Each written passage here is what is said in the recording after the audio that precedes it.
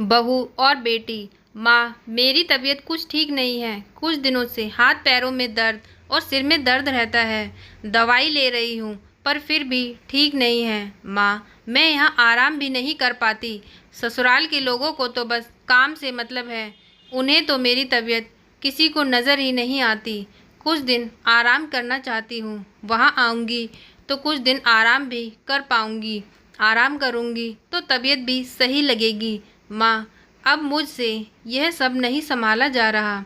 मैं थक गई हूँ। नीतू ने फ़ोन पर अपनी माँ से कहा। कमलेश जी ने दूसरी तरफ से कहा, हाँ बेटा, जब तेरी इच्छा हो आ जाना। आखिर ये तेरा भी तो घर है।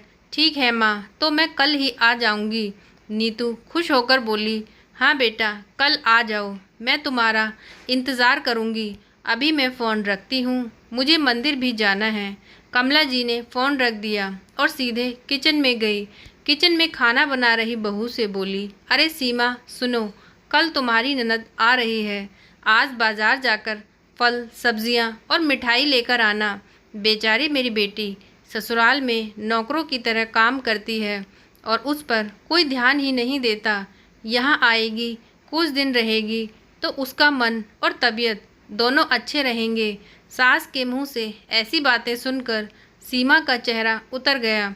वह मन ही मन सोचने लगी, काश आपको मेरी थकावट भी नज़र आती। मैं भी दिन रात झाड़ू पोछा, बर्तन, खाना बनाना, मार्केट जाना और हर वह काम करती हूँ जिससे हमारे परिवार वालों को कोई दिक्कत ना हो। काश आप मुझ पर भी ध्यान दे पाती। आपकी बेटी तो जब मन में आता है तब यहाँ आ जाती है, लेकिन मैं साल में एक बार ही अपनी माँ के पास जाती हूँ, तब भी आपको प्रॉब्लम होती है। मैं भी इंसान हूँ, मेरा भी मन है। मुझे भी लगता है अपनी माँ के पास जाकर थोड़ा आराम करूँ, सुख दुख की दो चार बातें करूँ, अपना मन हल्का करूँ। भगवान, अब तुम ही कुछ करो ताकि मेरी सास की आंखें खुलें और मेरी थकावट भी नज़र आए। शाम तक भगवान ने जैसे सीमा की सुन ही ली और उसकी ननद का फ़ोन आया। ननद ने अपनी माँ से कहा कि उसकी सास ने उसे मायके आने के लिए मना कर दिया है, इसलिए इस बार वो नहीं आ सकती। कमलेश जी बोली, ऐसे कैसे मना कर दिया? पहले तो कभी वह तुम्हें यहाँ आने के लिए नहीं रोकती थी, इस बार भला क्या हो गया? लाओ मेरी बात कराओ उसने। मैं समझती हूँ। नीतू ने फ़ोन अपनी सास को दिया। कमलेश जी ने कहा, नमस्कार समधन जी, आपसे कुछ कहना था। समधन जी ने कहा, कहिए। दरअसल कल हम लोग कहीं दर्शन करने जा रहे हैं तो सोच रहे हैं नीतू को भी अपने साथ ले आएं, इसलिए अपने मायके जाना चाहती है। अगर आप इसे भेज दें तो अच्छा रहेगा। नीतू की सास ने कहा, देखिए समधन जी, आपकी बेटी मायके जा रही है, इस बात के लिए हमने उसे कभी नहीं रोका और इस बात से हमें कोई प्रॉब्लम भी नहीं है। कुछ दिनों पहले मैं अपने रिश्तेदार की शादी में गई थी। वहाँ आपकी बहू सीमा की माताजी से मिलने का मौका मिला।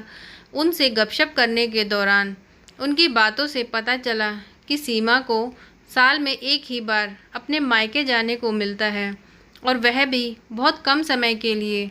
मुझे लगता है आपको पहले सीमा को उसके मायके भेज देना चाहिए और जब वह मायके से होकर आ जाएगी तो मैं नीतू को आपके पास भेज दूंगी।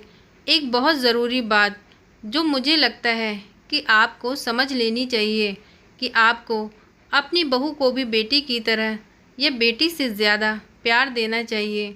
जो भी मायके जाने की इच्छा रहती होगी, हो सकता है नीतू भी वहाँ आने से उसकी आवभगत करने के लिए आप उसे उसके मायके नहीं भेजती होंगी, या फिर वह आपसे कुछ कहने की से डरती हो। अगर आप उसको घर में ही कैद रखेंगी तो एक दिन ऐसा आएगा जब वह आपके खिलाफ़ बोलने लगेगी, फिर वह आपकी सुनेगी भी नहीं और चाहे तब अपने मायके जाएगी। ऐसी परिस्थिति आए, इससे अच्छा है कि आप ही कुछ बदलाव अमल में ले जाएं, जिससे आपका रिश्ता और रिश्ते में मिठास कभी ख़राब ना हो। कमलेश जी को अपने समधन के हर एक शब्द में सच्चाई नज़र आई। उन्हें महसूस हुआ कि उन्होंने अपनी बेटी के प्यार में अंधे होकर कभी भी अपने बहू के मन का विचार नहीं किया। उन्होंने हमेशा ही अपनी बेटी को अपनी बहू से ऊपर रखा। दूसरी तरफ नीतू भी अपनी भाभी के बारे में हो रही इस बातचीत को सुन रही थी। उसने भी ये रियलाइज़ किया कि वह कभी भी अपनी भाभी के साथ ठीक से बात नहीं करती और जब जब वह अपने मायके जाती है तो भाभी थोड़ी उदास रहती है। कमलेश जी ने अपनी बहू को बुलाया और उससे कहा कि सीमा, कुछ दिनों के लिए नीतू नहीं आने वाली, इसलिए पहले तुम अपने मायके होकर आओ। ये सुनते ही सीमा का चेहरा खिल उठा, क्योंकि ये पहली बार ऐसा था जब उसकी सास ने सामने से उसे अपने मायके जाने के लिए कहा था। अगले दिन सीमा अपने मायके गई और इस बार 1-2 दिन नहीं, पूरे 1 हफ्ते भर रह कर आई। अपनी माँ, बाप और रिश्तेदारों से मिलकर आई और जब वह लौट कर आई तो उसका चेहरा खिला हुआ था। उसकी आंखें भी चमक रही थीं।